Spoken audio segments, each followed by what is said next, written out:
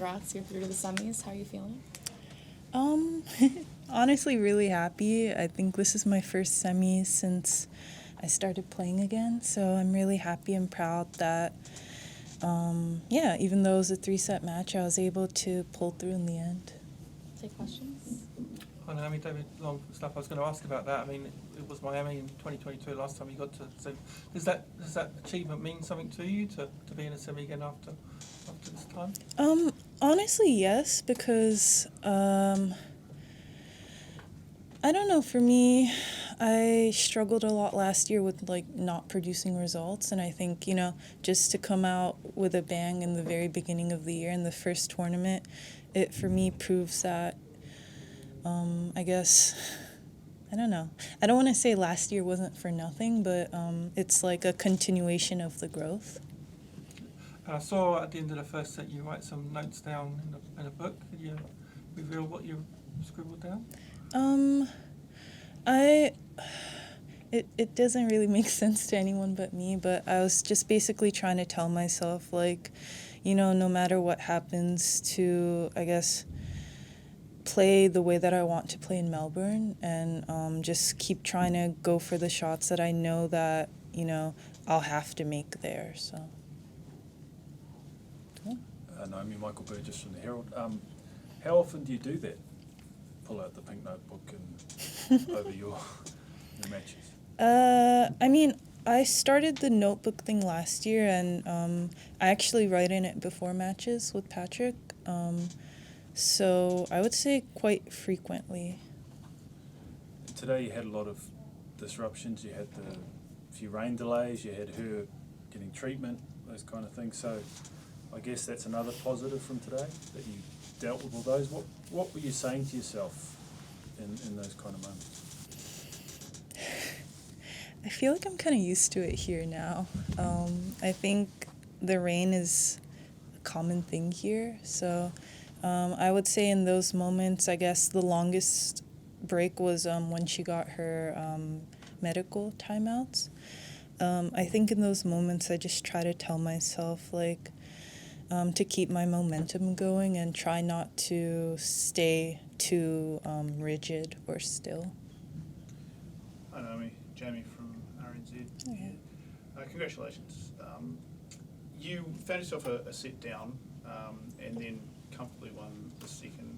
Were you aware that Hayley had a really tough match last night? Like it almost gone like 3 hours, I think, and that obviously put her through another long set there.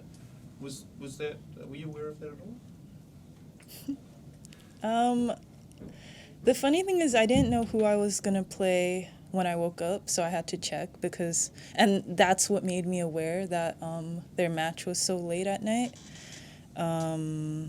So yeah, I think I was aware, and also I felt really bad because it sucks to be injured in the first tournament of the year, but yeah, I'm really sorry to say, but I would have preferred her to play a longer match than a shorter match. So I kind of knew it wasn't at my advantage the longer that it went. So you were being able to tell yourself, like, okay, if I can stretch this out, she'll run out of gas. Not that she'll run out of gas, but I was pretty confident in my preseason training. And then also, obviously, if someone calls a trainer, then you do kind of think in the back of their mind like they're struggling with something. So. Felicity from Radio New Zealand. Each of your opponents so far in the tournament have been people you haven't played before. Is that the nature of a tournament like this, that you'll come up against some of those players, or is it just women's tennis at the moment? I have no clue. I feel like a veteran and also a newbie at the same time. In a weird way, yes and no. But also, I feel like I've been out of the game periodically to the point where I accept the fact that I'm playing new people, because there are new people that come into the game every year, and obviously I was out for a year and some change, so I have seen everyone around though, so it's not like they're new faces, I just haven't played them before.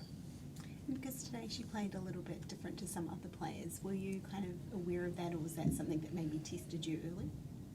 I mean, it clearly tested me because she won the first set, but I don't know. I feel like everyone has their own signature style, and it's kind of up to me to figure that out and see what exactly could I do to, I guess, play well against them. I just wanted to ask, Naomi, do you find it easy, or is it feel weird that there's players, young players now, who look up to you like you used to look up to Serena and Venus when you were young? I'm very curious the type of people that these young players are. I don't know. I don't really give it a lot of thought. I think when you say young players, I think of like 6-year-olds, which is really adorable to me because then I think they're like my kids. So yeah, when you say something like that, I feel a lot of responsibility, and I also feel like I haven't been the greatest role model at times, but I'm also, I guess, learning and trying my best every year. And yeah, I do feel a little sad that, you know, my great role model is gone, which is Serena and of course Venus, and I hope that I'm able to play as many years as them and build a really good foundation for the sport. We'll do last one here. Naomi, just wondering, are you aware of the buzz you create when you come to a new city? There's so much talk about you here, all the stories, TV, newspaper, and the fans coming out. Are you aware of that kind of thing when you're at a tournament in a new city? Oh, not really. No, I guess now that you mention it, I'm not so sure. I don't know. I just like going in new cities, but I've been here before already. But I do feel really grateful with everyone showing up and just all the support. I really appreciate it a lot. Thanks, everyone. Cool. Thank you. Thank you. Thank you. Thanks.